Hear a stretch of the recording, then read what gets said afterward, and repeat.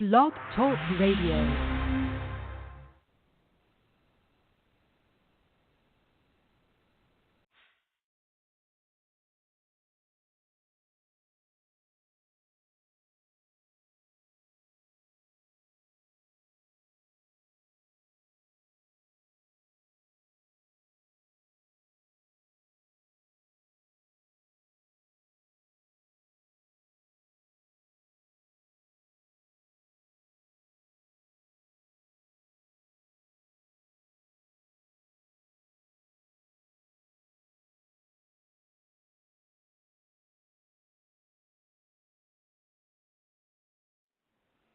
Is up? Field Street Forum Live, back on the air this week at our normal Wednesday time slot. Good bit of news and things going on for the Dogs here in the last few days. I mean, over the past week or so, I guess. You know, you had the Army All-American, or not the Army All-American game, but the U.S. All-American game Saturday. Dogs land Tyreek Stevenson after much concern and wondering, and because he had already, I guess he had sent in his information and signed earlier, but wanted to wait to announce until Saturday at the All-Star game. But committed to Georgia and ends up coming to the Dogs after just a great job again by this Georgia coaching staff to recruit South Florida. I guess Coach Coley was a big influence there. Just a big get for Georgia and at a position of need going into next year, losing DeAndre Baker. So we'll talk about that, Stevenson's impact on this class, and his impact on the next season. If he can he step in right away? Of course, all the coaching talk, the big news broke late last night. Coach Chaney, the offensive coordinator at Georgia for the past 3 seasons, has moved on from Athens and will be now the offensive coordinator for the Tennessee Volunteers. I don't know. You hear, it's kind of a couple of ways to look at it. I mean, is it a point where, is it a huge loss for Georgia? Is it a huge get for Tennessee? I don't know. We'll discuss that, and we also want to hear from you. What are your thoughts? Is this a devastating blow for Georgia? Is it kind of would you rather have him around for consistency's sake, or continuity's sake? I don't know. It'll be interesting to hear everybody's thoughts. Give us a call, 347-850-8025. That's 347-850-8025. And, of course, there's the defensive coordinator position that's open as well. So this is going to be, as if it wasn't already, it's going to be a very big off-season and fourth season coming up for Coach Smart. But, myself, Dustin, and later on, I guess Jason will be joining us on the show. So, Dustin, you able to kind of what's your take? Well, first, do you want to talk Tyreek, or do you want to talk the big news with Chaney first? Do you want to talk coaches first?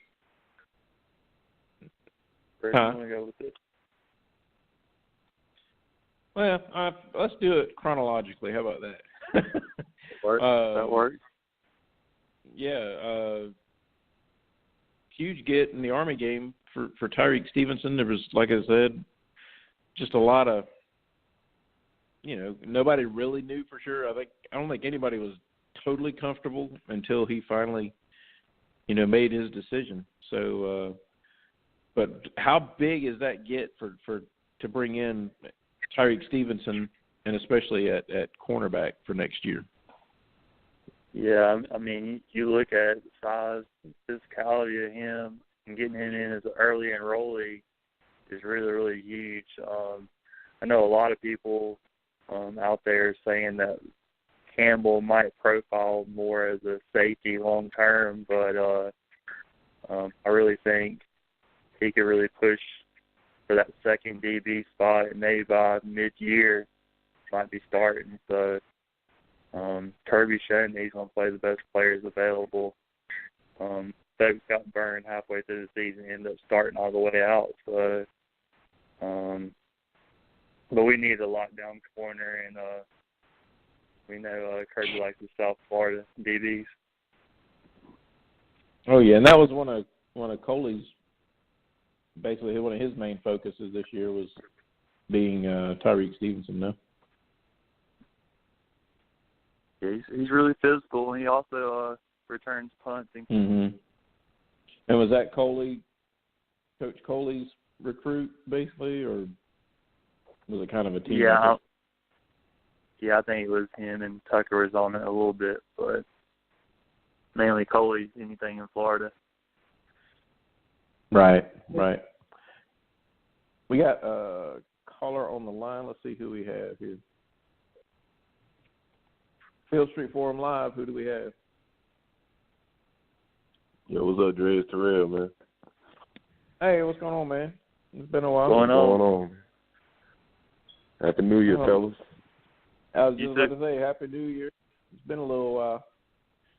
Yeah. You had all this news coming up, so you figured you'd call in and discuss some things with us, huh? Yeah. Man, we ain't even. Not that we want to harp on it or talk about it too much, but this is even the first time we talked since the Georgia-Texas game. So, have you recovered? Let's just say, have you recovered from that yet? Yeah, I chopped that up on New Year's, man. I was like, it is what it is. That's right. It's behind us. Like I said last week, it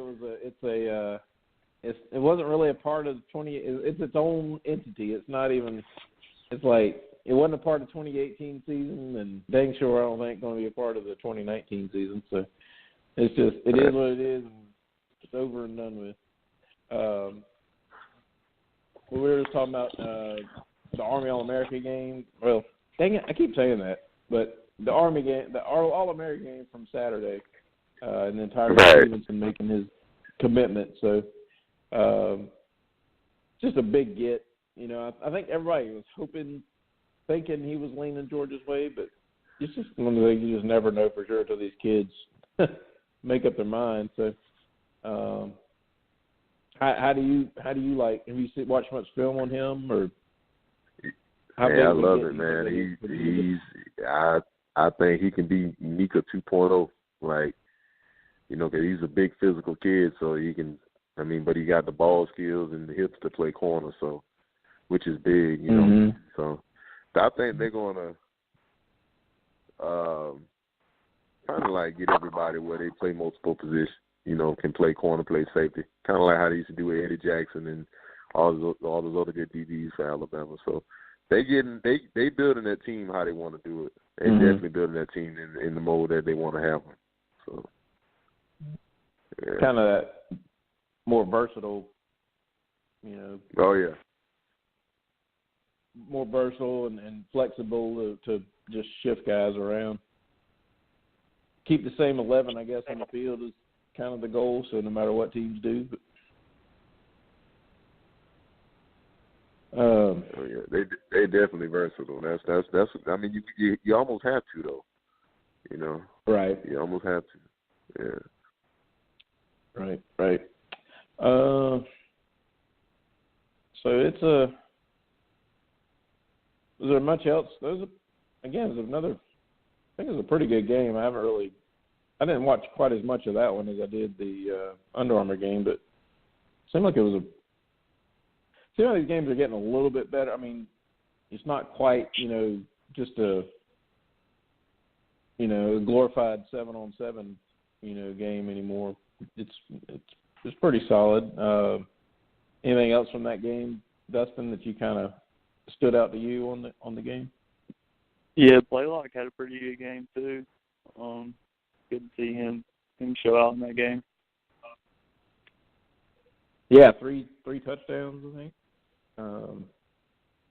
So much for everybody saying he's kind of overrated and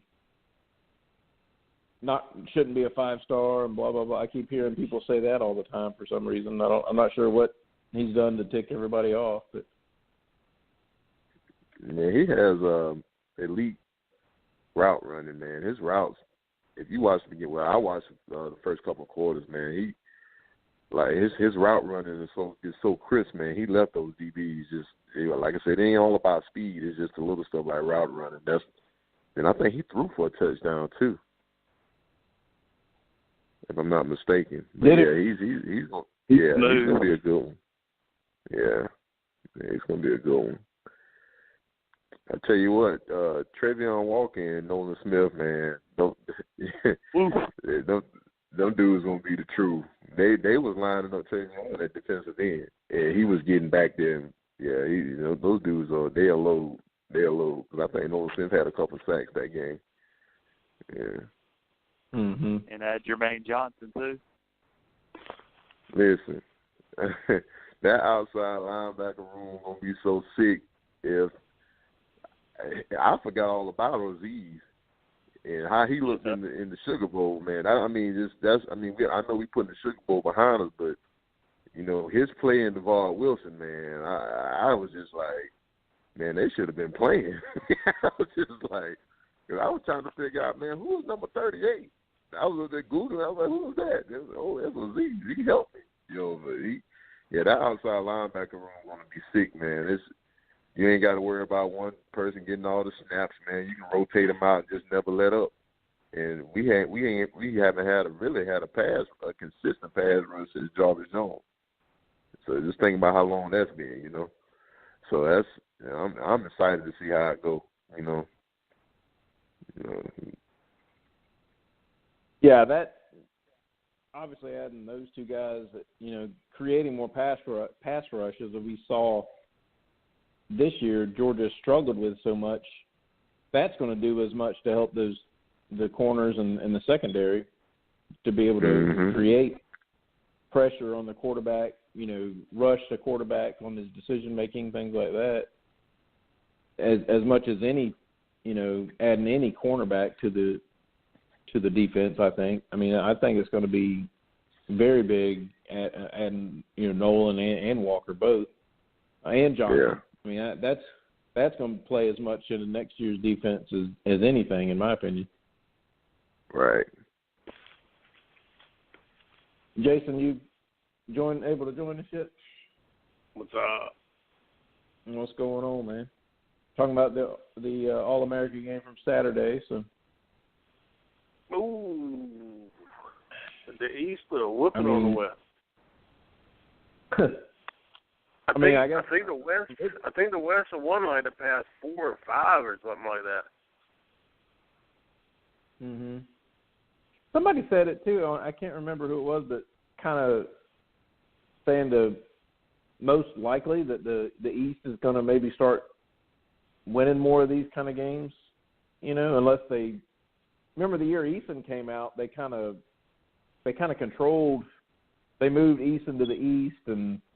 Because of all the Georgia commitments on that particular team, and kind of shifted some guys around more. But just saying how the talent base in the country is so much stronger in the East, maybe looking going forward at least the next few years, the way it's looking. Do y'all agree with that as well? Yeah, you can see the difference. You can see the difference in the game. Go ahead, Jason. The West is turning out to be California and a bunch of Samoan kids, basically. Mm-hmm. I mean, that's really what it is. I mean, and the East is like a bunch of Georgia kids and a bunch of Florida kids and everybody else sprinkled in. Mm-hmm. And not necessarily Georgia kids, but just kids from the state of Georgia. Right.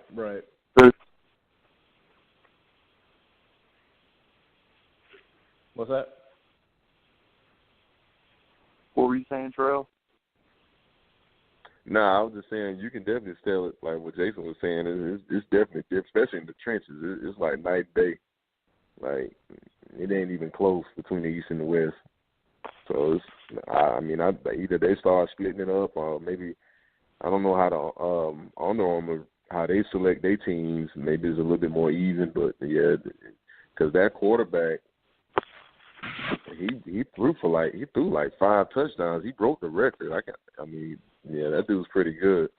I don't know who he's going to. Can't think of his name, but yeah, he was pretty good. He threw for like 5 touchdowns. Well, yeah, that's right. He is going to Wisconsin. Yeah. Oh wow. That might be interesting to keep an eye on to see how he does. I mean, having a playmaker like that at Wisconsin at quarterback is going to be pretty unusual. They're pretty much in the trenches and just depend on their offensive line and running game so much. Mhm. So it was like I said, it was a pretty solid game overall, and we saw some obviously good performances for Georgia with Blaylock and the defensive guys we mentioned. So definitely a strong, shows the strength of this class, that Kirby's bringing in. It's a lot of talent coming into Athens, y'all. I mean, I hope people don't just – you got to put the things together, but I think the talent base and talent pool is definitely on the way up. But speaking of the coaches to get them going, of course, the news late last night came out that Coach Chaney is moving on from Georgia to Tennessee, and you kind of kept hearing little, folks you'd never even heard of, news, quote unquote, people saying that was happening, and then people would shoot it down, and then now lo and behold, it went ahead and it did happen. But it kind of been hearing little chirps here and there for probably a couple of weeks, 3 weeks at least, it seemed like, because it kept coming up, and then it, like I said, other sites would shoot it down, and other people would say and give reasons why it wouldn't happen, but it finally came to a head last night, and Chaney's moving on at $1.5 million a clip, and Coach Chaney is now the offensive coordinator again at the University of Tennessee. And Jason, I'll let you start with it, man. What's the takeaway from this? Is it, you see folks saying it's not a huge loss, other people saying it is going to be, not a good sign for Georgia. But where do you stand on it? You mean the overpaid offensive coordinator at Tennessee? That's a lot, man. Ain't no reason to trash the guy because I think he was the right hire for what we needed at the time. You had a brand new head coach coming in, and he needed an offensive coordinator that could just run things on that side of the ball. And so I think it may not have been his first choice even back then, but I think bringing him and Pittman in was a smart thing to do then. And, even now, I don't think anybody besides like a couple of guys are like devastated that he's gone, but then I don't think there's really anybody but a couple of guys that were like, he sucks either. So, he was kind of just there, did it. I wouldn't say he did a bad job. I think he did a good job, but not a $1.6 million a year good job. Whew. It'll be interesting to see what he can do at Tennessee with, honestly, not trying to just look through the red and black glasses or anything, but it'll be interesting to see what he can do at Tennessee now with less talent. Because that part's just painfully obvious, and see what he can do without Pittman recruiting those offensive linemen. kind of steady, I think, would be the best thing for him. And I'm not making jokes, but just super experienced. Seen pretty much every situation you can possibly see over the years. And like you said, for Kirby's first head coaching gig, it's just kind of a steady person he could kind of lean on. And, they average, 40 a game? What was his or Dustin, did you have the points per game and all that down? I think I saw you say something about that the other day or post something about that. I'll look at it. Yeah, go ahead.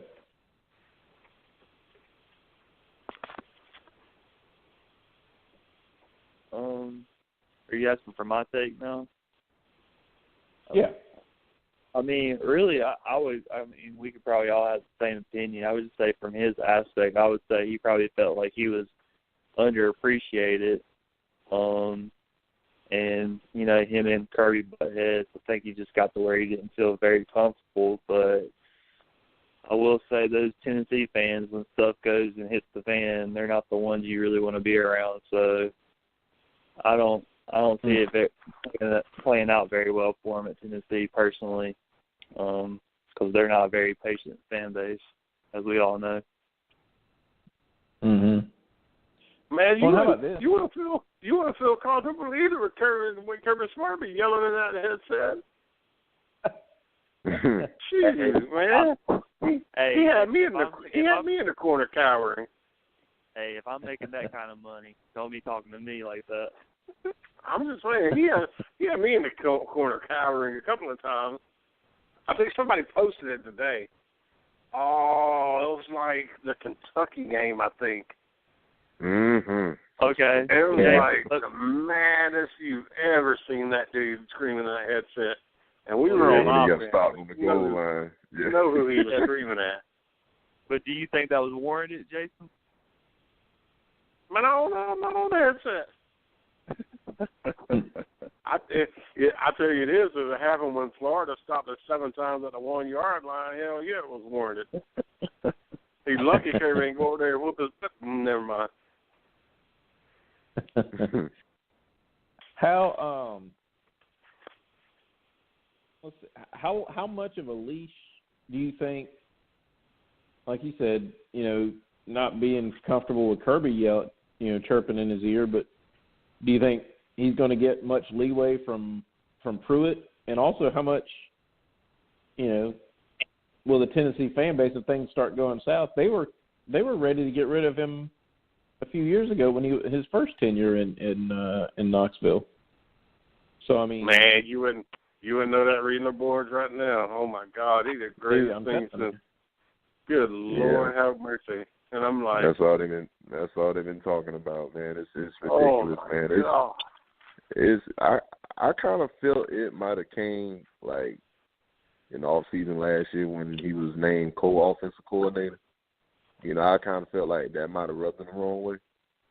But I used to always take up for him because I was like, at the end of the day, he put players in positions to make plays, and you can't help they drop the ball. But the games that we lost, I'm so sick of losing because he can't adjust in the second half.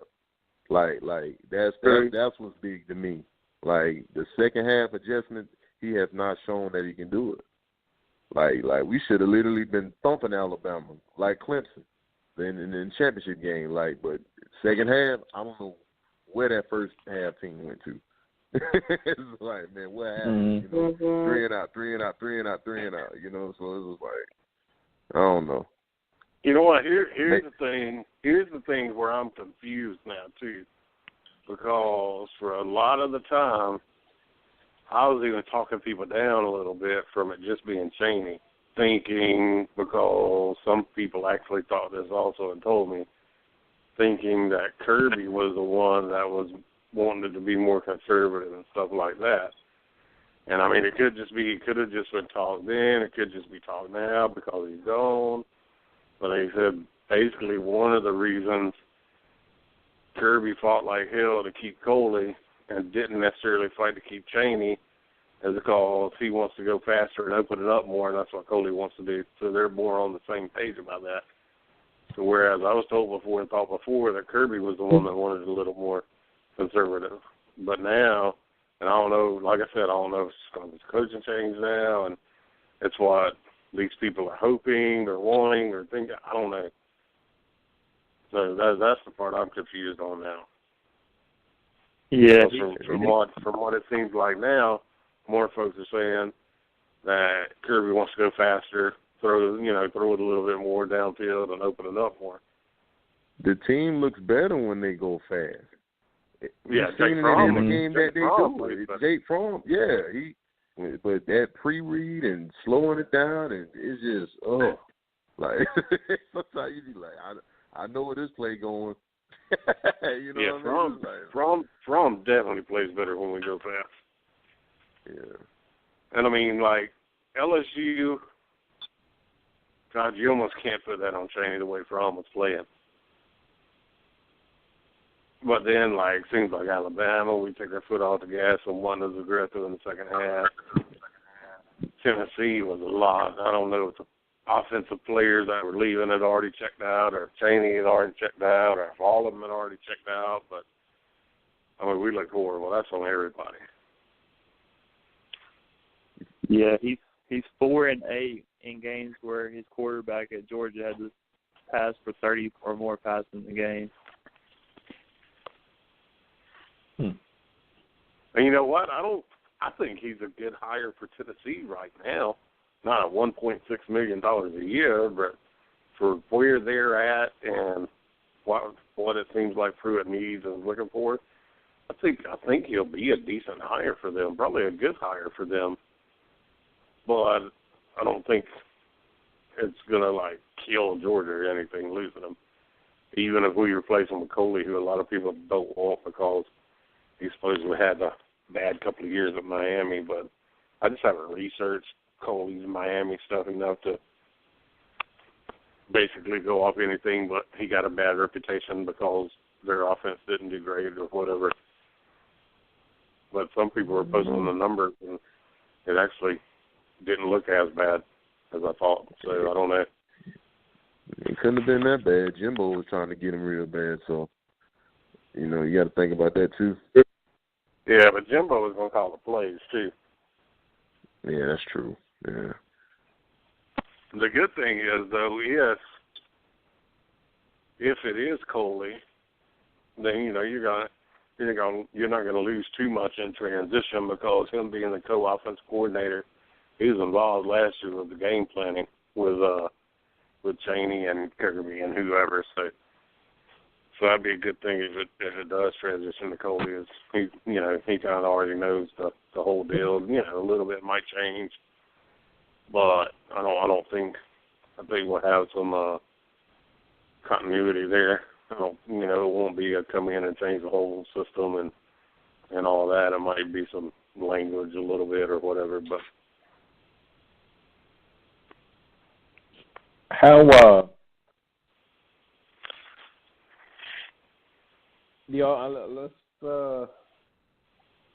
talk a little bit.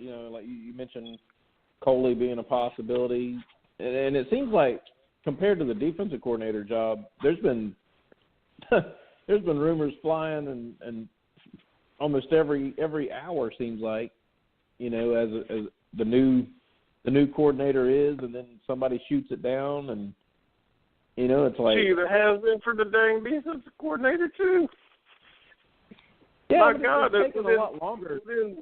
Within 10, 15 minutes time, it's Derek Ansley, and then no, we hadn't talked to Derek Ansley at all, and then Derek Ansley's a man, and then it's Tosh, and then another person's here in Tosh, and then people say it's not Tosh, and they're tracking some kind of flight going from Tuscaloosa to Athens and back to Tuscaloosa, and I'm telling you this right now, if there's any person in this world besides maybe a select few that say they know who the next offensive defensive coordinator is going to be, they're lying.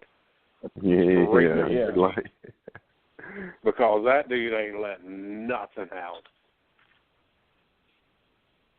And it makes me wonder if a lot of the leaks, or a lot of the leads on some of these things aren't them, Kirby and Georgia as well, kind of, seeing who's out there and who's listening in and false leads and things like that to try to send people the wrong way. I don't know. Because it's kind of the deceitful side's kind of. There's two things. There's two things that happen if somebody's name comes out as a rumor, and then it comes out that we just absolutely hadn't talked to them. There's one of two things going on. Either it's that dude's agent trying to get him more money somewhere, or it's Kirby Smart releasing it to see who's leaking out information.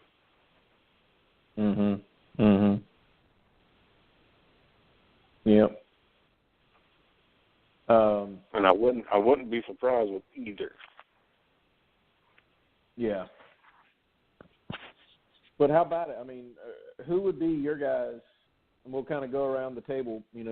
Start with Jason first and see who would be your top pick if you were Kirby Smart. I mean, offense or defense? Go ahead. Offense, yeah. Oh yeah, do offense first because I don't know about defense yet.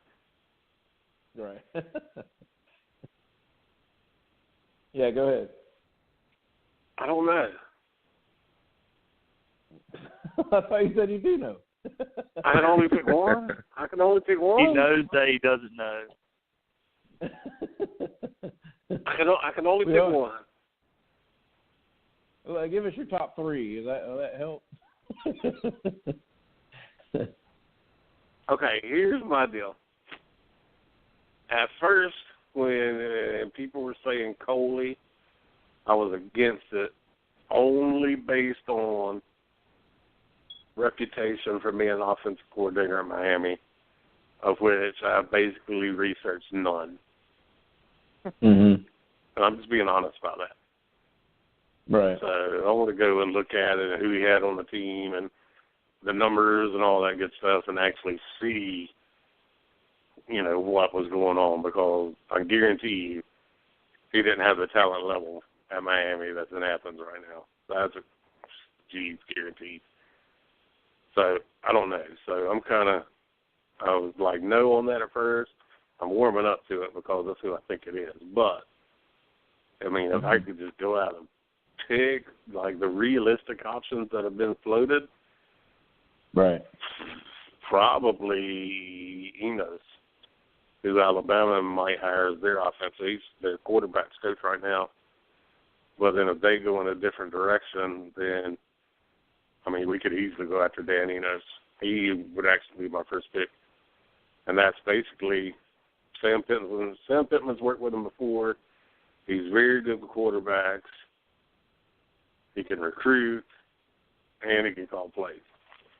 And he was, I mean, I don't know for sure he was our first choice, but he's the first name that came out when Kirby Smart was hired in the first place. And it was the whole contract thing under old Big Bert, where he can go to talk to another SEC school or go to another SEC school or something. So Enos would be my first pick. Mm-hmm. And that's knowing that there might be a possibility of Coley going elsewhere if he didn't get it. Oh, even so, all right. And I wouldn't say necessarily immediately, but, within the next year or so, Coley, I could see him, trying to go find an offensive coordinator job. Mm-hmm. Not just a co-coordinator, actual play. Yeah. I mean, you know how freaking dang, what is it? Why don't I just go blame Texas A&M coach Jimbo? Thank you. Jimbo. I mean, you could see him easily calling Jimbo back the next year and saying, "Okay, I'm ready now." And knowing how Jimbo is, he'd make room for him. Mm-hmm. So knowing that it could possibly mean Coley going wherever, I would still say Enos. Yeah. Enos and who was your others? You said you had a few of them. I like Grant. Grant will be probably on par with Coley right now till I actually do research myself and not just go off of Miami fans not liking Coley. So I'd say Enos and then Grant and Coley.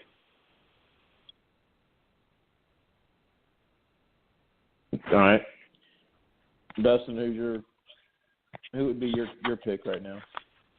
I mean, I'm on the boat that they're going to pick Coley, so that's just how I feel from what I'm reading and how I feel during the situation. But I mean, I guess I don't think they're going to go this route, but I saw on the forum where people were mentioning Kevin Wilson, and I mean, if I was going to go outside the box with something that's not been mentioned, I actually would like going that route, but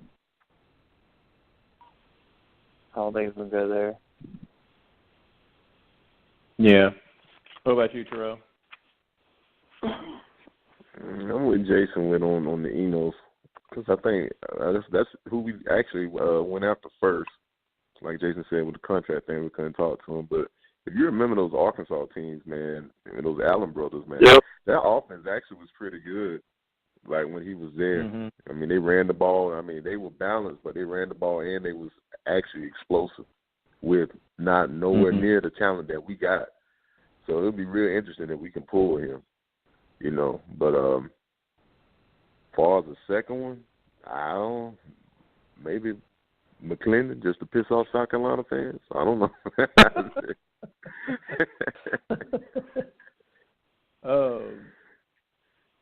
Yeah, I would be on board with Enos. I think I kind of agree again. I think it's going to be Coley just because I think of continuity and keeping him on board and keeping him happy, you know, instead of having to replace a couple of offensive coaches, if not this year, the next year, you know, if you can keep him on board and keep that South Florida pipeline going too even more. I think that's probably going to be the way they go. But what about a name I kind of like, and I don't know if y'all agree or not, but give Larry Fedora a call and see if he would want to come in and be the coordinator for a year, maybe two. You probably won't keep him very long because I think he's going to be a head coach again sometime. But his offenses were damn good when at both Florida and at Oklahoma State, and when he was at Southern Miss. So, and really until the last couple of years, I guess North Carolina's offense was pretty solid too. So, I would like to go, if you're going to go outside the current, you know, locker room or current coaching room right now, I would give Fedora a call and see if he would be interested for a year or two, like I said. But I think probably even money right now would be on Coley. Here's the thing, though. Here's what anybody under that Saban coaching tree. I mean, if you look at Pruitt's hires, you look at Kirby's hires, you look at basically any of their hires, they very, very rarely go outside of any of those coaches that have, you know, always worked together under that coaching tree. Yeah. I mean, that's one reason the first name that popped up for defense coordinator, Ansley. The first name that popped up for defense coordinator, Tosh. The first name that popped up for offense coordinator, Enos.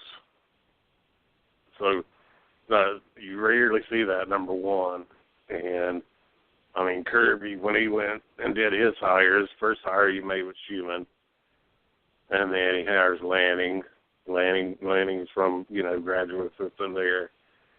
I mean, he went out with Scott, and then he kind of went out of there with Coley, which, you know, that's more offense. So I think offense, you might actually see him go for more out of that coaching circle or whatever. But I don't think you're going to see him go too far out for offensive coordinator, because I think we have too good of a chance to make it to the playoffs again next year to just totally revamp the offense. Mhm. Yeah, I just kind of get the feeling Kirby's – I kept thinking Kirby was the one, like you said earlier, that wanted to kind of throttle down the defense – or the offense, I mean. But I kind of get the feeling he may be one to open up. That's why I kind of would like to see, somebody like a Fedora or somebody – not that we're going to ever – like I said, I mentioned in the chat earlier about, maybe somebody off the Leach tree for the offense, but not to go full on Leach, but like, where we're throwing 80 times a game and anything like that, but like just a tick or two in that direction, I kind of feel like Kirby wants to open it up a little bit more. Well, and than we have in the past. From my understanding, if it's right, that's part of what he's always been yelling in the headset about. Because basically, I mean, you got to go and kind of slow motion and lip read and all that, but it's like throw the damn ball down the field. Mm-hmm. And so, if what I'm understanding is correct, that's one of the main reasons Coley got more involved as co-offense coordinator. That's one of the main reasons I guess we're kind of trusting Coley to possibly be the offensive coordinator, is because he wants to play faster and open it up more, and without changing the offense too much or going to an entire different offense. Because, I mean, if you look at it, next year we'll have an upperclassman quarterback for the first time in how many years? Yeah, right. I know. So I mean, you got Fromm finally, I mean, really, honestly, coming into his own as a junior. I mean, it's hard watching him. Even this past season, it's hard watching him and thinking, that dude's just a sophomore. Right. So, I mean, you finally have that advantage of having an older quarterback on your team, leading the team, and then you don't want to just go and just switch things up on him and basically make him a freshman quarterback again. He'd be a freshman with the playbook anyway, at least. Yeah. And the man can recruit. Yeah. Did Chaney recruit? Who's that? No, I was saying the man can recruit. Coley, you gave him the offensive coordinator. If you gave him the offensive coordinator, I think he'd amp up his recruiting even more. No, I was just asking, did Chaney ever recruit? Never heard his name, like anything, And see, that's going to be another one of the interesting things with him being at Tennessee. Because, I mean, Pruitt's Pruitt, and he's going to do what he has to do in any way whatsoever, if you catch my drift, to recruit who he wants, because that's what he does. Pruitt's like one of the biggest cheaters there is, and it's well known. So, I mean, it just is. But that's going to be another one of the interesting things, because, I mean, you have Chaney here, who's not known as a great recruiter. I mean, I think the kids like him, but, when you see Kirby hiring all these young guys, these younger families, and they're just working their tails off, going out here, going out there, trip after trip after trip, and, you hear every once in a while Chaney going out. And so, I mean, I wouldn't say he's a bad recruiter, because kids seem to love him, when they talk to him and meet him and all that. But he's just not like that tireless recruiter like some of these younger guys are. And so that's going to be interesting in him being at Tennessee, because, I mean, you have Pruitt, who's a good recruiter. But then on his offensive staff, Will Friend's never been known as a good recruiter. Mm. And then Chaney's never been known as a good recruiter. So, I mean, it'll be interesting to see how well Chaney's done because of Pittman and his recruiting and his offensive line and the continuity between Pittman and Chaney, them coaching so long together. It'll be interesting to see how he works without, 5 stars too deep at every offensive line position and working with a new offensive line coach. Yeah. Mm-hmm. Because, I mean, Tennessee don't have Nick Chubb and Sonny Michel back there. No, they don't. Right. I mean, they don't have Elijah Holden and DeAndre Swift. They don't have DeAndre Swift and Brian Arian back there. Not even. I don't even think it's close right now. So I mean, it'll be interesting because that's why Butch Jones got fired. I mean, Pruitt's only been there 1 year. So I mean, it's not really trashing their coaches now, but that's why Butch Jones got fired because the team sucked because they were lacking in talent. So it'll be interesting to see how it does with that much less talent. Mhm. Yeah, I kind of want to see what it would have been like if this would have happened earlier before Mel Tucker took Jay Johnson out with him to Colorado. Because, them kids love him. So it's like, and he had his hands on a lot of it too. But with him being an analyst and all, what direction would they have went in with him? I think Kirby wanted to go get Jay Johnson, the guy that went with Tucker. That's what I was going to say next. I don't think we'll necessarily bring him back as offensive coordinator, but I'd be willing to bet money right now that it hurt worse losing Jay Johnson than it will losing Chaney. Yeah. Yeah, Jay Johnson was big. He did everything behind the scenes, kind of like how Schumann did over Alabama. Yeah, Jay Johnson was big. He was big in the game planning too. Yeah. I'd be willing to bet it hurt worse losing Jay Johnson than it'll hurt worse losing Johnson than it will Chaney in the long run. Man. And that's not to trash Chaney because I didn't hate him, and I'm not just trying to trash him because he left. I actually liked him. I mean, I'm not like, oh, God, thank God Chaney's gone, or, and if he stayed, I wouldn't be like, God, we got to get rid of him. I mean, I liked him. I wasn't, I never tried to dog him or anything. I always thought he called decent games. But, I mean, that's just how much I think of Jay Johnson. I think it'll hurt worse losing him than Chaney.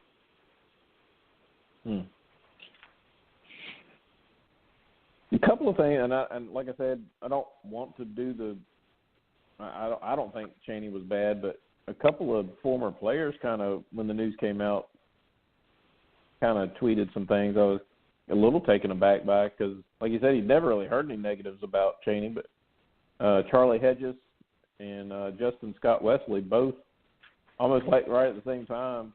Hedges tweeted out, Chaney is gone, thank the heavens, and he had the laughing face emoji, and said, y'all don't even know. And then Justin Scott Wesley said, UGA got better today with the laughing face emoji. I don't know. That was strange. Yeah. I mean, because they weren't even really that much involved with Georgia. Obviously, Hedges just didn't play a whole lot, to be honest. And then I thought Scott Wesley was gone before Kirby. He came in 2014. Or Wesley was I think he was done in 2014, wasn't he? I was trying to think back, but because it all runs together. But I don't know. It just kind of was a little surprised those guys kind of, like I said, just kind of dogged him there right at when the news came out. But I don't know. Kind of interesting to see that. I will say, do you think, does anybody here, did Georgia, was there a chance to offer or counter it or anything like that? Or they wasn't going to counter no 1.5.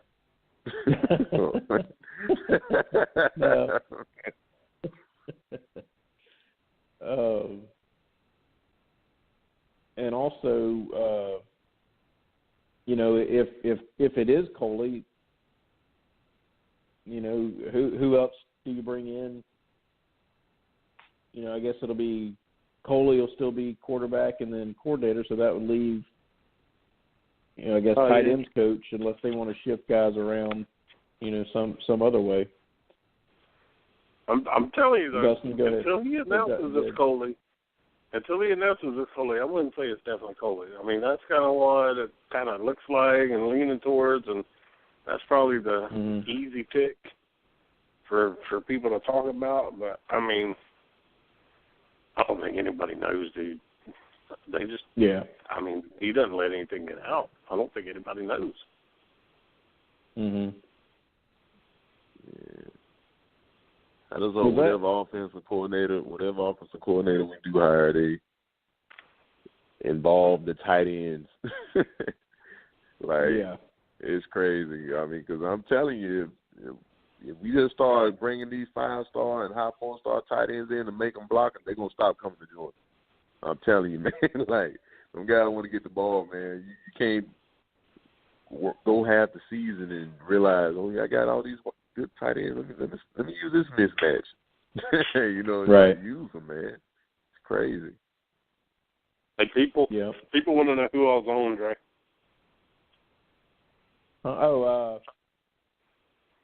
You got, of course, myself. You got Dustin. You got JHD, Jason Harry Dog, and then Terrell is joining. And looks like Blue Dog. What's going on, Blue? Just hanging out listening, guys. You just listening in, man? You don't want to join in?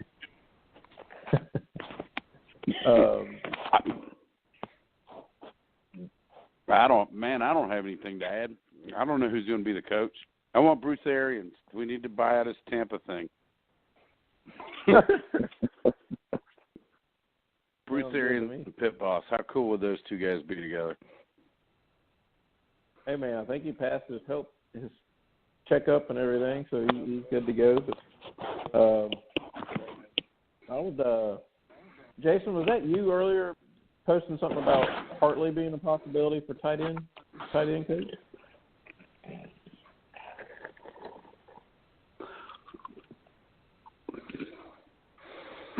Jason? He might be typing on the Hartley, huh? He might be typing on the forum. No. He's got a crowd there. Hartley was a former UGA staffer as well, and I think he went with Rick down to Miami. So that whole offensive staff just got let go when Manny Diaz came back. So who did he have on his staff down there? Presents a possibility. I don't know. He hasn't named an offensive coordinator yet either. I guess the lead money would be on Major Applewhite. I think a lot of people are saying he's going to be the offensive coordinator down there. So I don't know. But Hartley, all that staff is let go. Thomas Brown just went from Miami to South Carolina. I guess that happened in the last day or so. Running backs coach at South Carolina. I don't know who else. I can't think of anybody else. Right? I know their O-line coach. I don't know if Searles is going to get. He'll get picked up somewhere, but I hope it's far. Didn't he I thought he got picked up by like North Carolina today or something. Did they? Okay, well, that's with Mac Brown. So okay. I'm not positive. Yeah. It sounds about right, to be completely honest. So I don't know. I mean, I just think Hartley, I think he was a guy that was pretty well respected, as far as his abilities as an analyst or grad assistant, whatever it was. And, it seems like kind of that fits that mold, like Jason was saying earlier, with, getting a, kind of a guy that'll go out and recruit with his hair, like his hair's on fire kind of thing, so to speak. So, young guy. You talking about Hartley? That would be a good fit. Yeah, that's what I was saying earlier.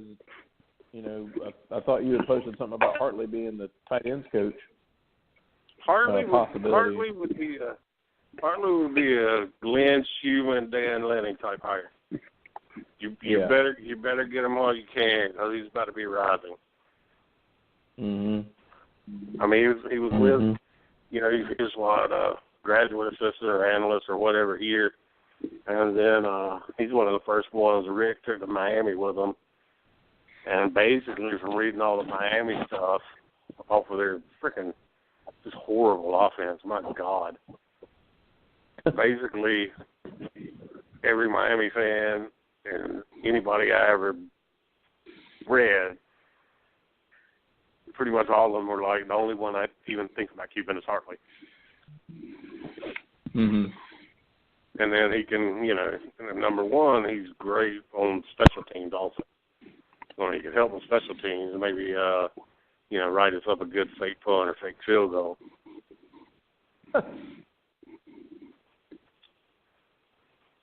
Because I have a feeling a couple of those have been thrown in the trash. But yeah, that dude, he can recruit, he can coach. I mean, basically, I think he has all of it. I mean, cause and you better get him because people are going to be coming hard after him. Mm-hmm. And then I put it this way: off of that staff, I would hire Hartley before I'd hire Thomas Brown. And I like Thomas Brown. Yeah. Mhm. Not trying to trash him or anything. I like him. I think he's a good coach. I don't think he's an offensive coordinator, but no. And shouldn't have even came close to been given an offensive coordinator title. But I like Thomas Brown, and I would, if I had one spot open and it was just Hartley or Thomas Brown, I'd take Hartley 10 out of 10 times. I figured Pruitt would give Thomas Brown a call to come up there to Tennessee. I'm telling you, if Thomas Brown goes up to Tennessee, there's going to be one reason he does it. It's either because South Carolina's playing up there, or he's going up there to finally whoop Jeremy Pruitt's ass.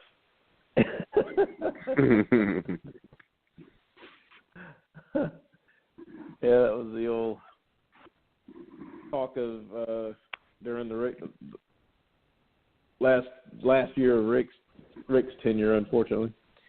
Brown and Pruitt not getting along too well. Details. I still don't know all the details.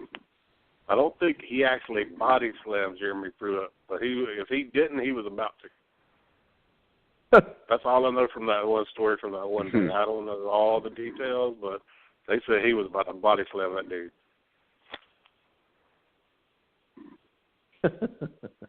And Thomas Brown killed Jeremy Pruitt over that next self. Man, that would be, I wouldn't put it past Pruitt if he thought Thomas Brown would make a difference, but help him in recruiting, he would maybe do it. I don't know, but that would be funny. Get those two batted. That'll give a new emphasis to the South Carolina-Tennessee game. So I don't know, man. It's all right. Let's shift sides here to the defensive coordinator job. I mean, this has been open, for a little while now. I guess obviously before the bowl game, all that kind of stuff. Like 40 days, I think. Yeah. I really thought by now we would have a defensive coordinator. I really did. It's kind of shifted quite a bit. You hear names, and I know I said this earlier, but, you hear names come out, and then next thing you know, another site saying it's almost a done deal.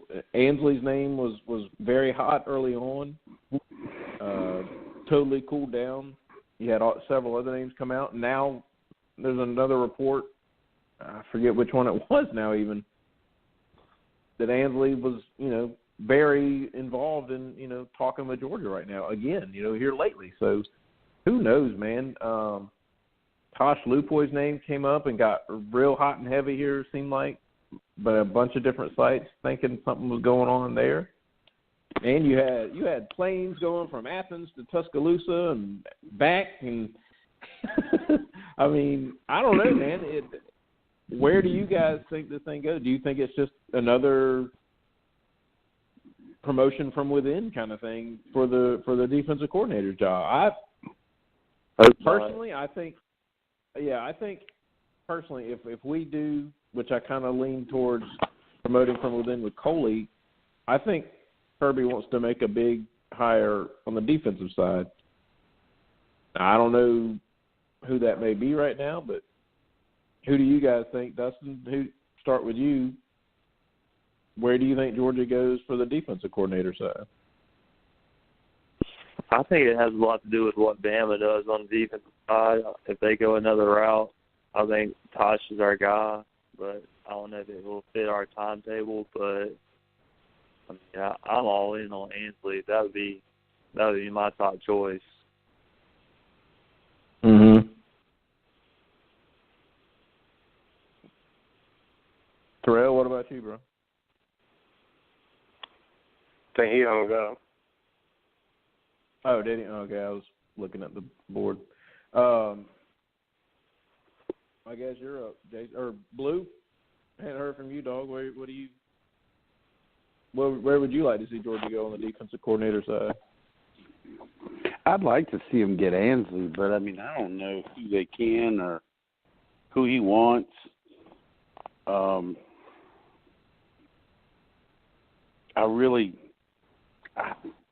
Whoever the hell he picks, I'm all for.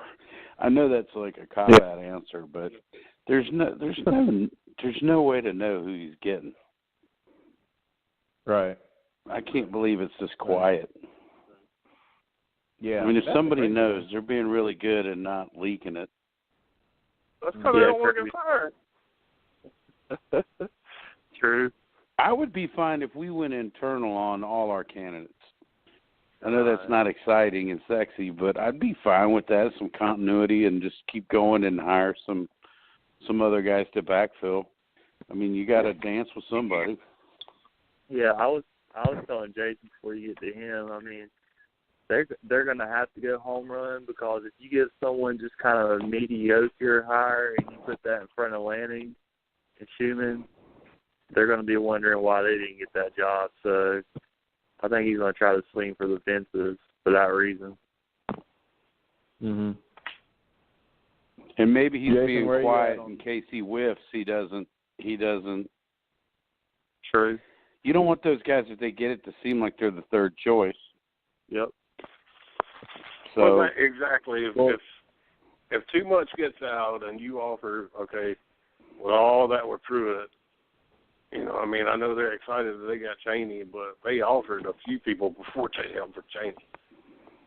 I mean, they were going to get I was just worried. I think Helton was making $1.2 million. They were going to give that money to somebody. And so, I mean, and even Tennessee's head coaching search, when they got through it, God almighty, what was he, their 8th choice? They looked like idiots. so that's why you see them being quiet about it. Is number one, if you offer somebody and they say no, you don't want to look like, you know, you got turned down 3 or 4 times. And then number two, like Blue just said, if, you know, okay, we really, really want Tosh, and he decides to stick with Alabama, then, you know, you don't want Ansley just flat out knowing he wasn't your first choice. Mm-hmm. I don't think Ansley will care too much if he's not the first choice. I think he'll care if he's not the first choice and it's all over the internet being rubbed in his face. Yeah. And if that makes any sense. Yeah, the people we're talking about, they have current jobs, so it's not like they're just going to air out their laundry for everybody to know either. But I'm glad we got Pittman. I was worried about it. I really thought Will Friend might go to Alabama and go to Jeremy and say, you go to. You're bringing in this boy. You got some money, and Pittman might come with him. But apparently that's not happening. I don't think Saban will come close to hiring Will Friend. Why? He's not a big enough hire. They're not happy with Brent Key. If they're not happy with Brent Key, Will Friend's a poor man's Brent Key. Well, they'll go bigger. He'll go NFL for it. Will Friend is bringing in 2 5-star offensive tackles, I bet. Will Friend is not bringing in 2 5. He's not bringing in 2 5-star offensive tackles. I'll tell you that. Jeremy Pruitt and who the offensive? Jeremy Pruitt. I don't know. Jeremy Pruitt and Darnell Wright's head coach is bringing in one of them.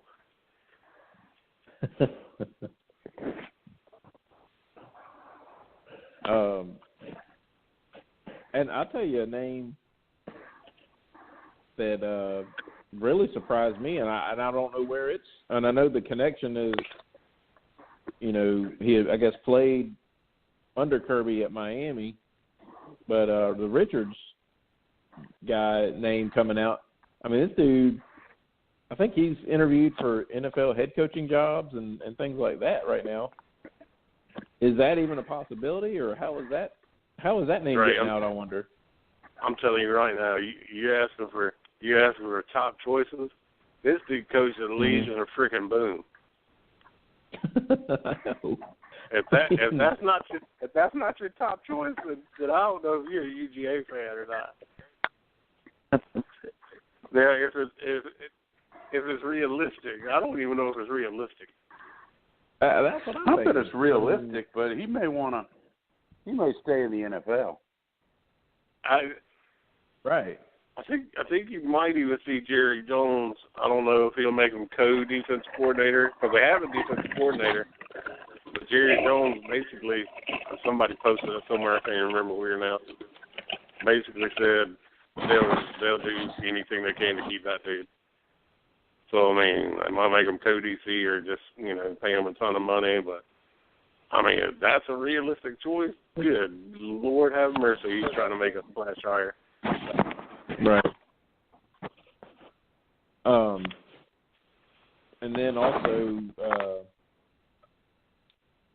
the other name that was coming out, and Jason, I'll let you start with this one. What's the chances of Corey Raymond coming in from LSU? I don't even know. I have no clue. I mean, honestly, I just don't know. I don't have the foggiest idea if Raymond's a realistic possibility. I don't have the foggiest idea right now if we've interviewed Tosh or not. I don't even know right now if we interviewed Answer. What does I don't know if anybody does. Jason, what does an NFL defensive coordinator make? I don't know. We have to look it up. Oh. I mean, it's almost like college is outpaying them. Yeah, it's getting that way pretty much, pretty close. I mean, I think it's at least comparable. Oh, good God. I mean, if Miranda's making $2 million, where would that put him in the NFL?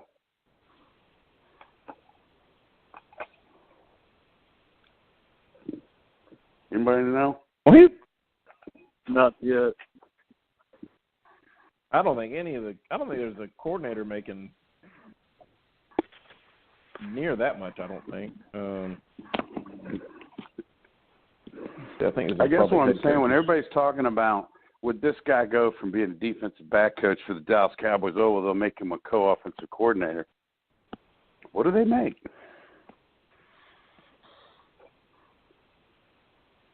I have no idea.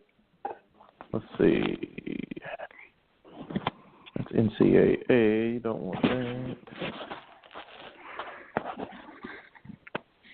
I don't know. I kind of got the impression that college coordinators were starting, the top ones were making NFL money at least, maybe more. Yeah, it's at least comparable.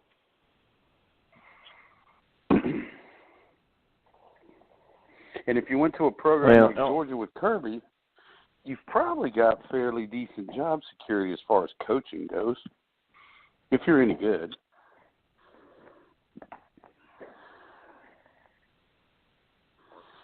I mean, Sam Pittman's got as close to a guaranteed job as you can get. Kirby's not going anywhere anytime soon. Yeah, that was the big thing that kind of came out of that to me was how quickly Georgia moved. I guess I don't know if it's official yet, but I guess the word was Pittman got $1.5 million basically, and an associate head coach title as well. Mhm. I mean, that's well, that can he's not even tell a coordinator. He's $1.5 million. Right. To me, that kind of tells you it wasn't a money issue for Georgia. Obviously, if Georgia wanted to keep Chaney, they would have. I mean, I don't know. To me, so kudos to. I like Chaney, but Chaney's Chaney because he has Pittman. Right. Pittman and McGee. Mm-hmm. And decent quarterback. Yep. So, and I guess in one of the chats, there was a talk about, and I guess on fieldstreetforum.com, talking about how the Bama board, all the talk is who they want as defensive coordinator. I thought they had defensive coordinator in Lupoy, and is Golding the co-defensive coordinator? So, I mean, I don't know why they're all talking. They're talking like they're going after Aranda. The fans are. I mean, nobody in the staff says that. Here's what I heard with Tosh is it's kind of a similar situation with Chaney, to where he was named defensive coordinator, and then supposedly that Pete Golding, supposedly Saban just loves him to death. He's like the golden boy. And they have had questions over who was even calling the defense towards the end of the season, because Pete Golding was named co-defense coordinator and got so involved. So it's almost kind of a deal with Chaney and Coley and Chaney, with Coley being named co-offense coordinator, get more involved, and from what some people have said, that did get to Chaney something. And so it's almost the same situation with Tosh over there, to where if he's basically not guaranteed the defensive coordinator position like they named him, and if he's not calling plays, then, I guess you kind of feel lied to or whatever, especially if they just flat out took the play calling away from him. And so, that could cause them to leave. And I kind of have an idea, and this is just totally guessing, that we're kind of waiting to see what happens with Tosh as far as the defensive coordinator goes, and if he wants to leave or not.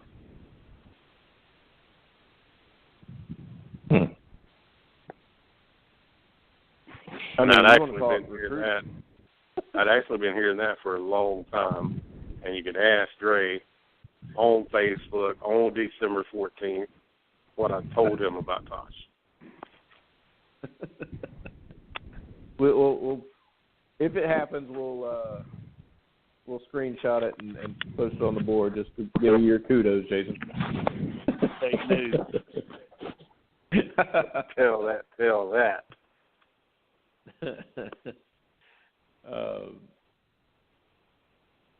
By the way, before we keep talking about defense, what about this tweet by the one of the Tennessee assistant coaches saying, "So we flipped an OC from TSDS ?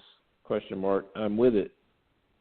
Hashtag GBO. Hashtag Vol Nation. Hashtag Big Bank take Little Bank. Hashtag Pruitt era." Really? Big Bank take Little Bank. That's horrible for them. Won't be saying that. Exactly. Who said that? That would be Brian Niedermeyer. He's a Tennessee assistant coach. I don't know what he coaches, but I can pull it up. But so Georgia is now the school down south, apparently. He coaches losers. That's what he coaches. I mean, his name's Niedermeyer, for God's sake. Yeah, the Tennessee Athletics posted a deal with it GIF earlier today. Did you see that?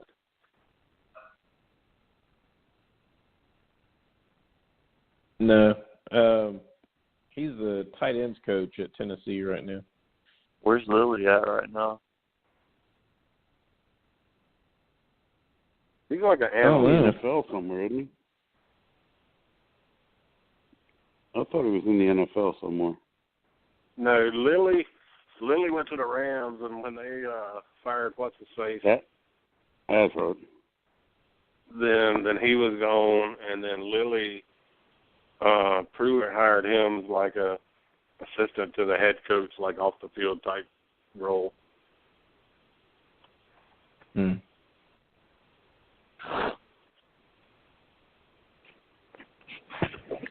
Interesting. But Jay, I mean, guys, if Georgia could bring in Tosh, you want to talk about recruiting? I mean, dude, crazy. Come on, man. That would be insane. What would you pay him, Jason? Whatever it took. He told you $3 million. Would you do it? Done.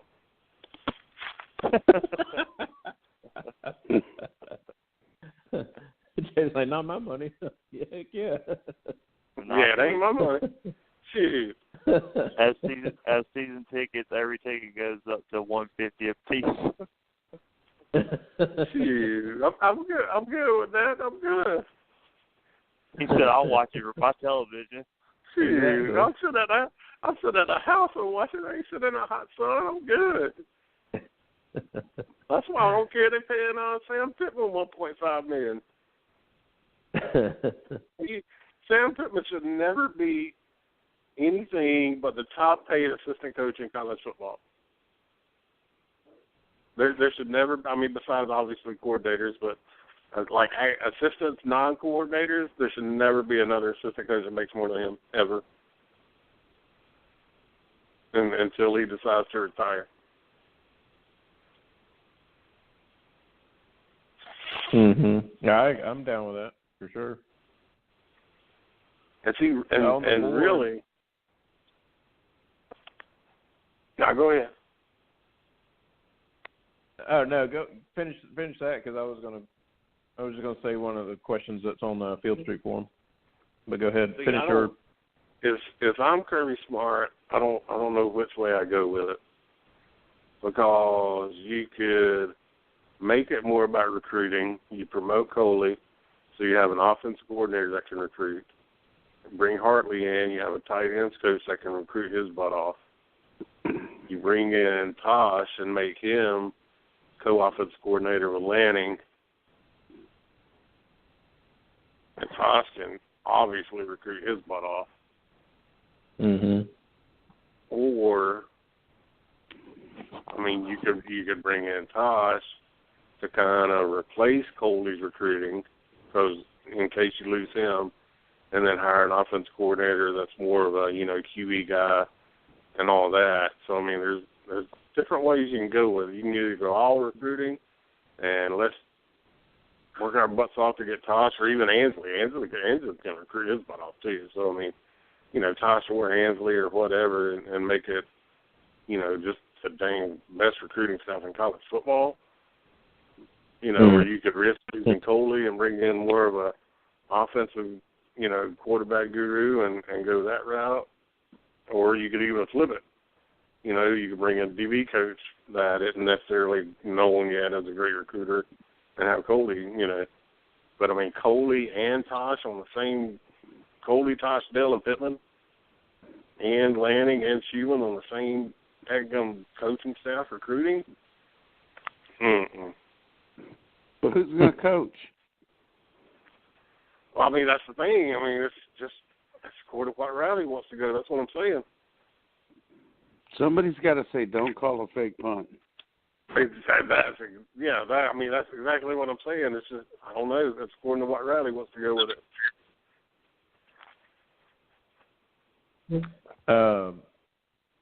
I was going to say, Ben Kellum on Field Street Forum in the chat asked, who's a better recruiter between Ansley and Lupoy? Oh, Tosh. Ansley's good. I'm not saying he's not. I mean, Ansley would be a great recruiter, but Tosh is like top 3 recruiters on the nation type guy. Mm-hmm. You're not going to find many that recruit better than him. And Tosh will open up more of the West Coast for you. Mm-hmm. With, especially in 2020, with like a Kendall Milton type running back. Mm-hmm. Yeah,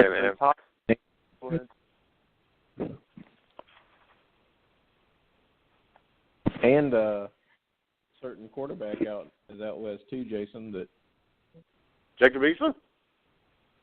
Nope. DJ Ulele. Oh no, we ain't getting him. Hey Jason, this is his. I'm keeping all list. options open, baby. This is his all-time list on 247. Najee Harris, Shaq Thompson, Trey Sanders, Keenan Allen, and Dylan Moses. Yeah, this dude. I mean, the dude's he's a machine. I mean, not that Ansley ain't good. Ansley would be a good recruiter, a great recruiter for us, and I think would fit in and all that good stuff. But Tosh the boys, he's a machine. I mean, he would basically be. Everybody's been talking about we need a Pittman recruiter on defense. That's him. Mm-hmm. And if you would bring a Tosh in, is that like we just need one coaching spot open on defensive side? He would fill the one spot, or do we need a second spot? No, just one on defense, I would think. Yeah, he was lead recruiter for Tua, so going back to the West Coast thing. Mm-hmm. Jonah Williams was from California too.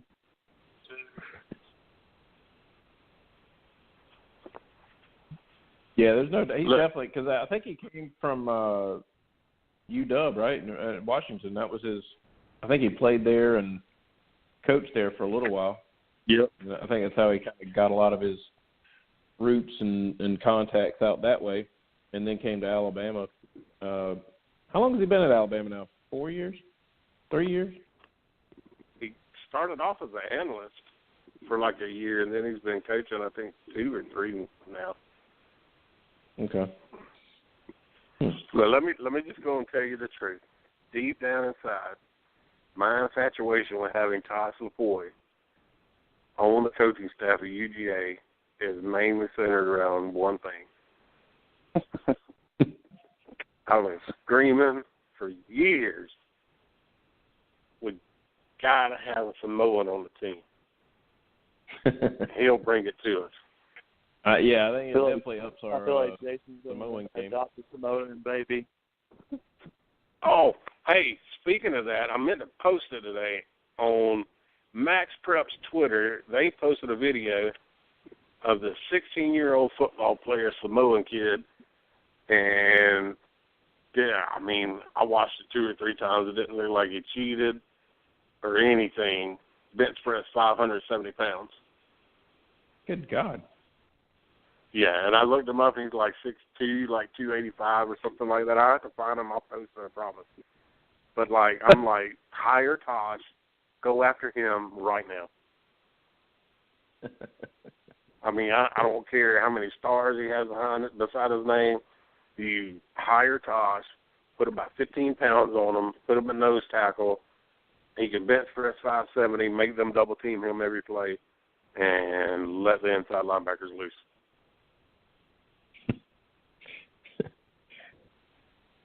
Jason, gets excited this time of year because Girl Scout Cookies has the Samoas come out too. That's his favorite cookie too.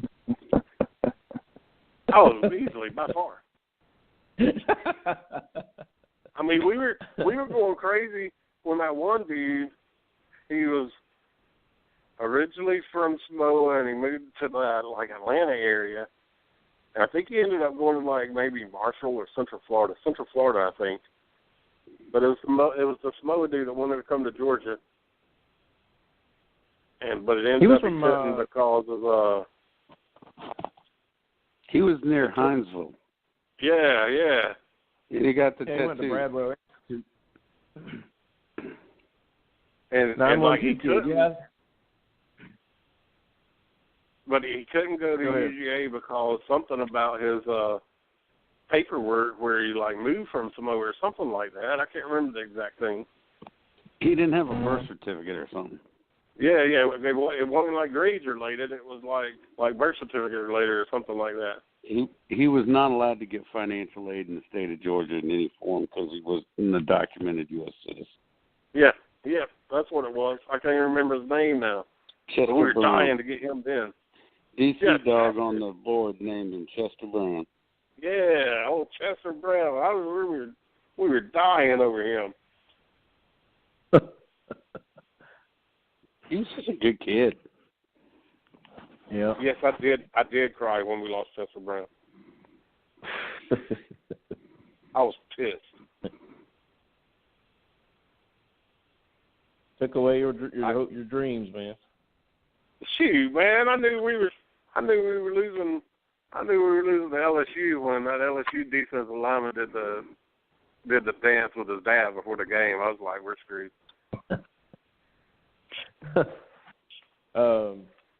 Let's talk a little bit of recruiting before we wrap it up.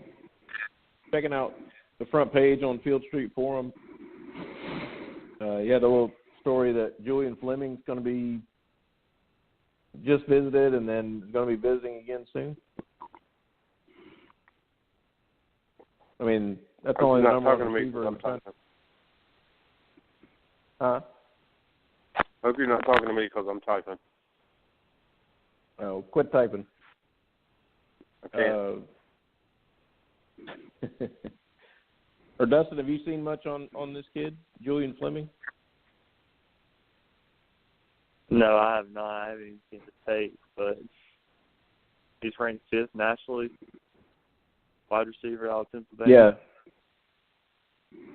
Yeah, top receiver in the country for 2020. 6'3", 210. I mean, that's a big dude for a wide receiver. Now, he's out of Pennsylvania, though, so that may be a tough pull, but get him on campus more and more and take your chances.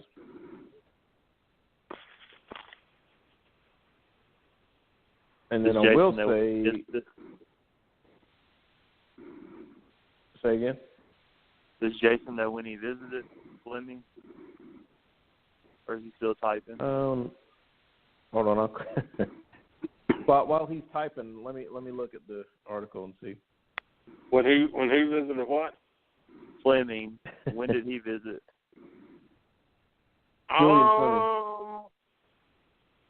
It's been a little bit. It wasn't like in the past month or two. Okay. But Georgia in the running. I mean, it says he wants to come down again and visit, but yeah, I mean, he's have to get him back. It's early right now for all the 2020 guys, but I mean, shoot, if he's talking about visiting again on his own dime, then Georgia's definitely in the running. Right. And then 2020, again, you keep seeing Brian Breezy and Georgia really kind of trending in the right direction, man. Top player in the country, defensive end. Yeah.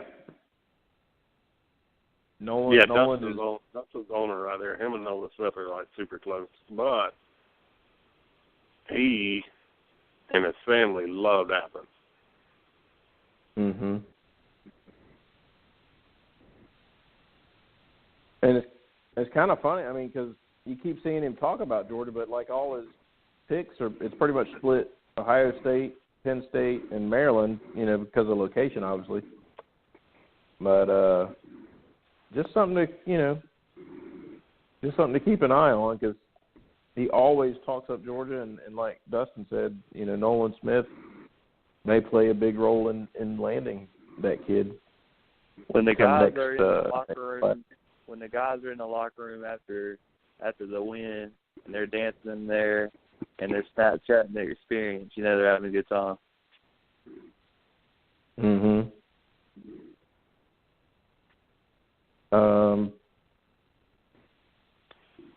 And then the Cavazos kid, safety out of IMG right now. He's decommitted already from Ohio State, right? So that I know there was a lot of talk about him coming to, maybe taking another look at Georgia again. Yeah, he's had a couple of recent crystal ball picks to Oregon. I honestly can't remember when he went out there. So that might end up being a good recruiting battle with Oregon right there. Yeah, he visited. He visited Oregon before the dead period. Yeah, see, I'm telling you, we need to be asking Dustin these recruiting questions. He knows as much about it as I do. Gee. That's right. Trying to dogs. All right, how about this then? I'll go with Dustin. Kyer Elam's announcement, his commit time coming up. How much does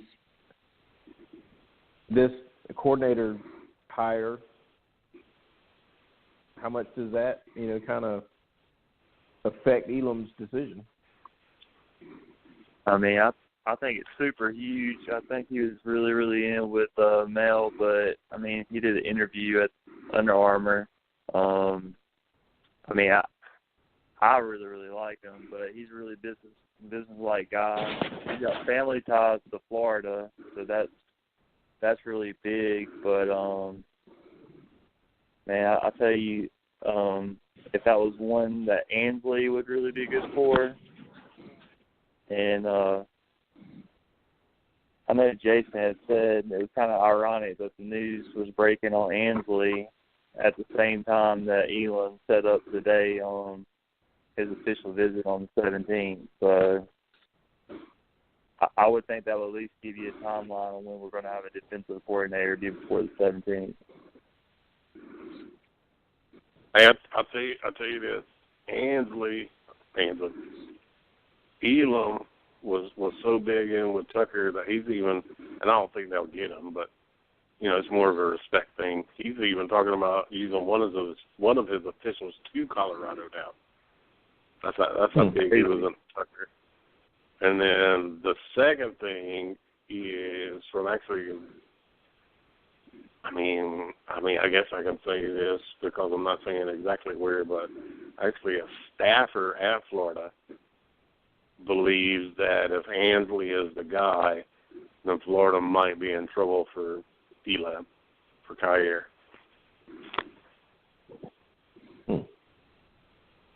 What's his family connection, Jason? Well, it is, I think his uncle. One of his uncle that played there. Okay, something like that. I think it was Matt Elam, wasn't it? Yeah, Matt. I can't remember his uncle or cousin, but pretty close family member either way. Because he's actually, commented on it and everything, about Matt playing there and stuff. So close enough that, he said, close enough that they talked about it. I will say, what wasn't on the website is the news on Nestor. Oh yeah, we're sticking with Ohio State, isn't he? No, he took Georgia out of consideration. Yeah, it's too far. He want to play close to home. I would actually either watch him probably either staying at Ohio State or seeing if the new coaching staff at West Virginia can pull him in.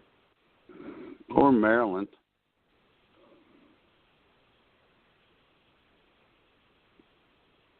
Yeah, maybe something up in that area. He'll definitely be in the area. But I think they said, because West Virginia hired Troy's coach. What's his name? Neil Brown? Isn't that his name? Neil Brown. I think the first two things that he's tried to do recruiting-wise is getting Nestor and Wright to stay home. That wouldn't hurt my feelings, actually, if they don't come to Georgia. It wouldn't hurt my feelings if they stayed at West Virginia. And then an upsetting story, Jason, that I didn't like was Hakeem Dent no longer on Flip Watch, you say. He put a tweet out that he's he put a tweet out he's done enrolling at FSU. That sucks. That was a guy I was hoping Georgia would be able to flip on over to the good guys, but well, and I think they are still recruiting Cross pretty hard. Nick Cross, Florida State safety command. I think they are still recruiting him pretty hard. He had a good interception and run back for a lot of yards. He almost scored on it in the All-American game. I'll tell you this. I know y'all talked about the All-American game before, but one of the funny things about it is, and I mean, because I like him, I'm not trying to trash him, but, and I know it's in, this was in pads too. For a lot of the week during the All-American game, Cross didn't look good at all. Mm-hmm. And, we're not going to say trash high school kids, but, I mean, you have to talk about it if they didn't look good. I mean, he during practice, he wasn't playing good. He didn't look good at all. And then he had that big interception in the game. I mean, some of these guys are just gamers. He had a big interception in return. And then the same thing, I can't remember who it was, so forgive me, but like before the game, one of our guys came on and said something about Blaylock not running good routes and stuff. And, I think I was the first one. I was like, you're crazy. I was like, I don't even know what you're talking about. He's, known for running great routes. And he actually posted the YouTube video that Blaylock looked bad in that video running the routes. I don't know if he had a bad day or what. But, I mean, it did not look like Dominic Blaylock. And I was like, what in the heck is going on? And I was like, you're right. He looked bad there. I mean, he wasn't running crisp routes at all. I don't know if I don't know. I guess he's talking up to a bad day because he obviously just absolutely went off in the game.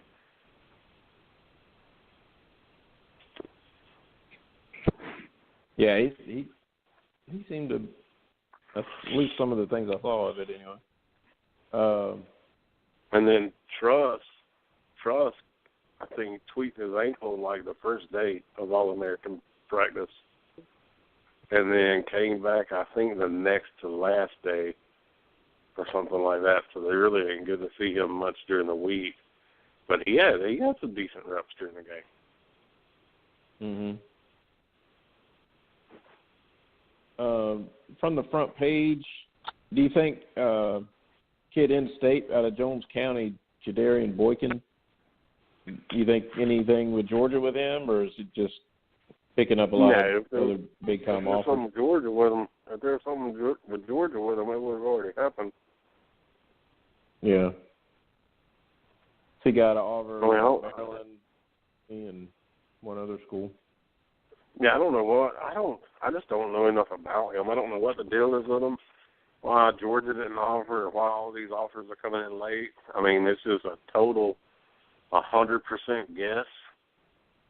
But usually with the kids like that from schools that aren't necessarily known for putting out D1 prospects, I mean, it could be that it's just Jones County and they just don't get recognized that much. It could be that sometimes, and I mean, I don't even want to really associate this with this kid because I absolutely just don't know. But, I mean, you have to say it sometimes when you have a guy ranked that high, that athletic, and offers aren't coming in or they're coming in this late, sometimes there's great issues. And I mean, that's just a total.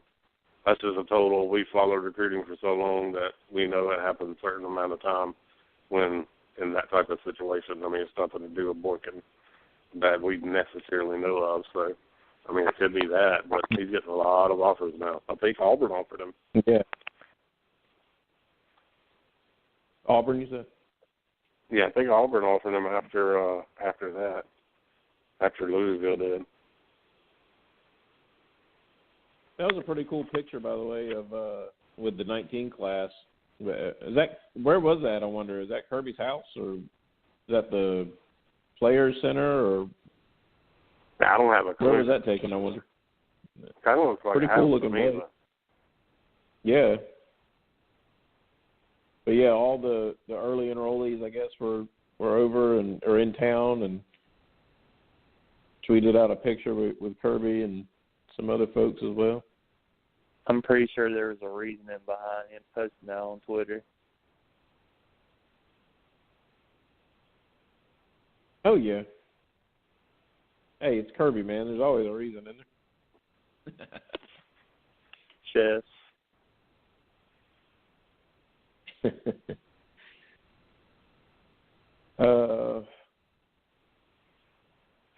If you look at that picture and look at I mean, I'll tell you, he's side by side with Nolan Smith.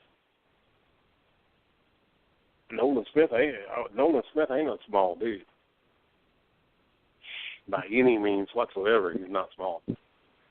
And I mean, Jermaine Johnson makes him look like a running back. Right. And Coley looks really, really happy in that photo too. Yeah, because he's about to be offensive coordinator. And that was before all that stuff went down. Oh, I know, but still. I think Rusty has even said basically something to the effect, and I can't remember what he said word for word without going and looking it up and talking to him again, but basically alluding to that Jermaine Johnson's the best JUCO he's ever covered. And it said multiple times he thinks he's one and done. That defense is going to be nasty next year. I tell you, with Ojulari coming on, and we can put about 15, 20 pounds on Adam Anderson, and then with Nolan Smith coming on and Jermaine Johnson coming on, if we can shore up those inside linebackers with that group of outside linebackers that we have now, they just totally flipped that position too. The same way Pittman flipped the offensive line and the depth and the amount of talent, the same way he's done that, they've basically done that to the linebacker group. And inside and outside. Yeah, because I think Devon Wilson was the only DB that was in that group, right? That early enrolled. Do I know? I think Devon Wilson was the only early enrollee we had in secondary, correct? Talking about this year? Yeah. This Campbell You talking about Devon Wilson that just played in the Texas game?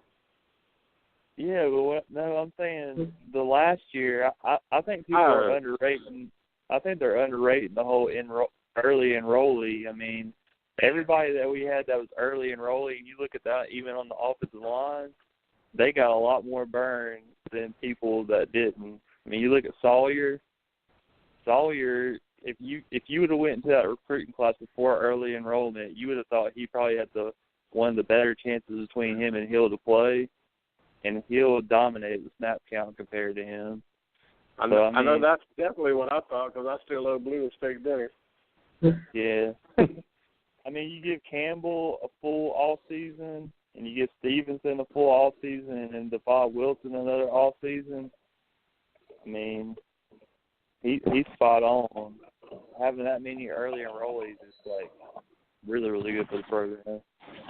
Oh yeah, I see what you're saying now. Yeah, definitely.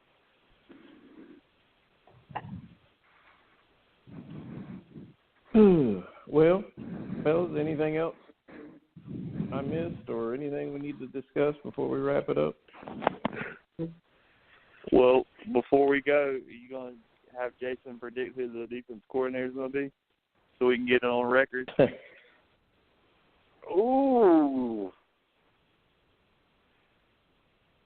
I think Lanning will be at least co-defensive coordinator.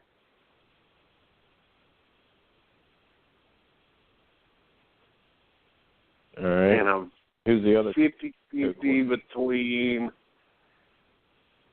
This is just too much around Tosh and Ansley. I'm 50-50 between those two.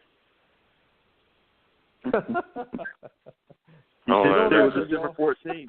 I don't know because, well, you got to think the one thing with Tosh is you have to make sure Schumann's happy because he would be the one that had to move to DBs more than likely. Right. So that would be the main thing there, and so same thing continuity wise. It may be as far as coaching goes, it may be better to bring Ansley in or another DB coach or whatever. Mm-hmm. But as far as I know, Tosh has never coached DBs. It's always been defensive line and linebackers, as far as I know. And I'm 99.9% sure when Schumann was a staffer at Alabama, he worked more with the DBs. And he's like supposedly, obviously, you know, some football genius that I don't think would have a problem coaching DBs. Either way. Mm-hmm. I just don't, honestly, I don't know. I don't know. There's not enough coming out, and it's too early to, I think, even make a realistic prediction besides just having fun with it. And if I'm just having fun with it, I'm going with one of my dream team coaching staffs, and I'm bringing Tosh. Mm-hmm. But, I mean, I just think it's, I don't know. I don't think anybody knows yet. I think there's just absolutely hardly anything coming out. And I mean, even the pay side guys that work full time doing this and are doing it for more than just mainly fun. I mean, I don't even know if they know. Yeah, that's what I was saying. That's the weird thing is it's so back and forth, so many rumors and this is happening, this is not happening. I mean, it's just been back and forth. It's been crazier than any time before. Yeah, I mean, it seems like for these. I mean, you look at guys like Rusty and the Rivals guys like Roddy and Dasher. I mean, they feed their families this way, but they get paid to do this, and they practice every day and have contacts. Probably way more contacts than just us. Which they should. Oh, yeah. And I mean, their livelihood depends on it. I don't even know if they know. I mean, it's just because that's not even that tight-lipped right now. Yeah, and that's not even. We didn't even mention, the talk about Wesley McGriff. Talking to Georgia. That's another name that came up. I think if it's okay, go through the scenarios. I think if it's Wesley McGriff, then you'll probably see Dan Lanning being the defensive coordinator. If it's Ansley, I think you'll either see co-defense coordinators with Ansley and Lanning, or Ansley will be the defensive coordinator, according to how you had to work it out with him. If you have Tosh come in, I think it will be Tosh and Lanning being coach.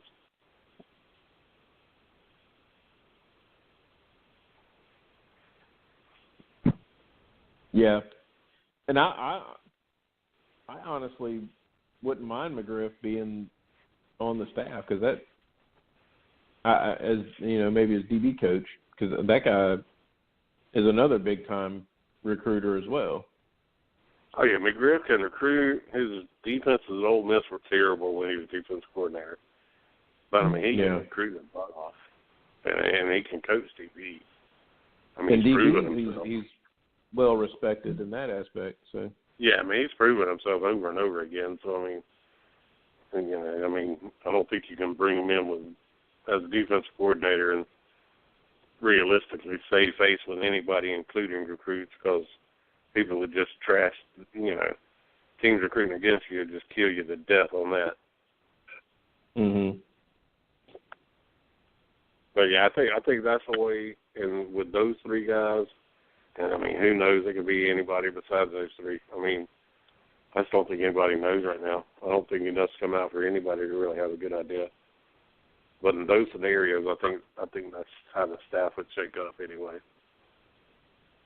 I mean, there's not enough coming out. I mean, you don't see it too terribly often. I mean, you'll see it where, like, okay, Dog Nation's hearing one thing, and Rebels might be hearing a little bit of the same, but they might be hearing something else. And, usually they're close to being on the same page. You don't see it too terribly often. Dog Nation puts a name out, like, oh, Ansley's like the front runner or whatever, and then the other guys come out and say, we hadn't even interviewed Ansley. That doesn't happen very often. Right. Yep.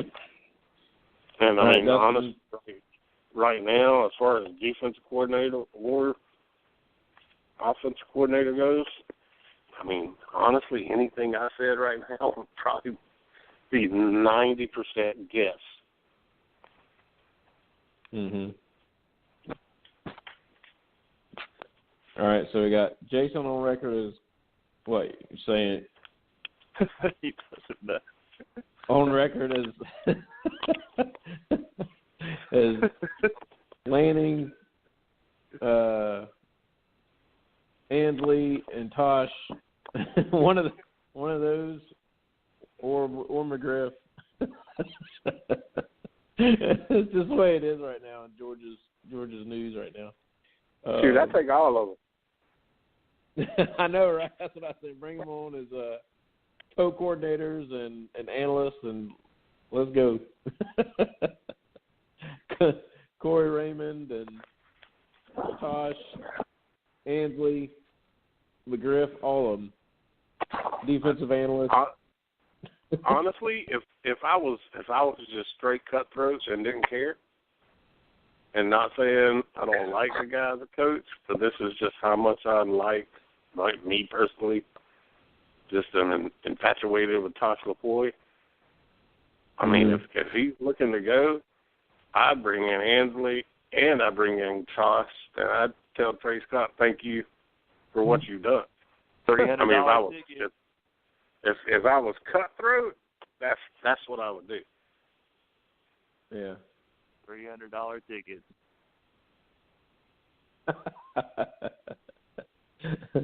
Hey, it's a lot cheaper than your cable bill, or a lot more expensive than your cable bill. You can just watch it at home.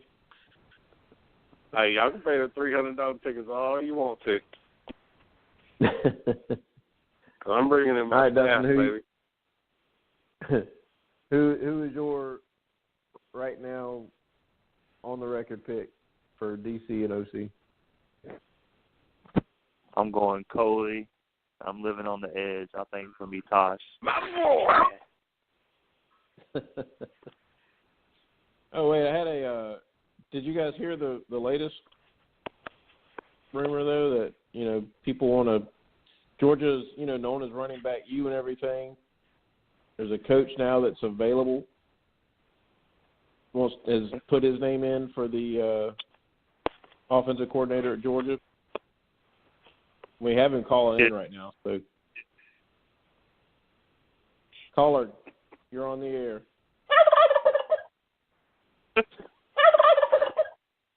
Man, were you running triple option? Paul What's Johnson his name? has put his hat in the ring. Right there. When you were in He triple wants to option.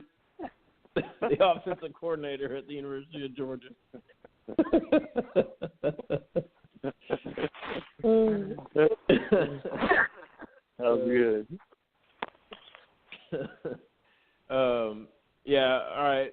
My on the record, I'll say Coley, offensive coordinator, and I'm going to go Ansley, defensive coordinator. I think it just checks a lot of boxes and fits better. DB coach, defensive coordinator, great recruiter. Let's rock and roll, baby. So, with that being said, I think that wraps it up for tonight, boys. Good job. Appreciate everybody calling in, everybody listening in on fieldstreetforum.com. Make sure you check out fieldstreetforum.com, Field ST Forum.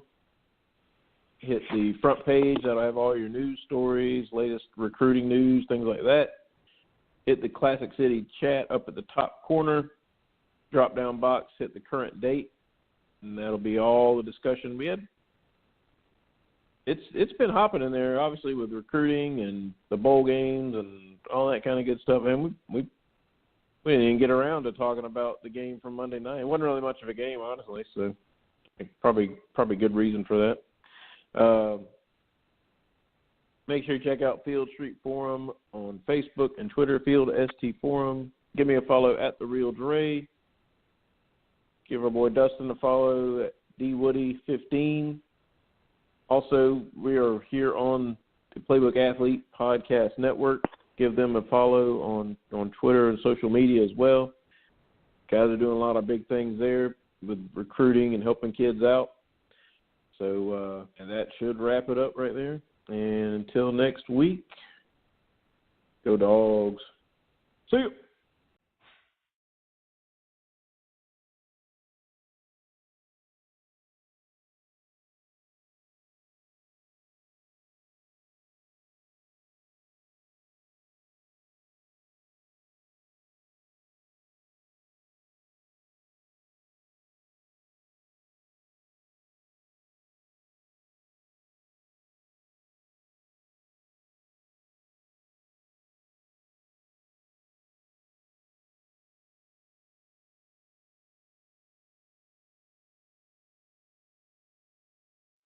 Woo!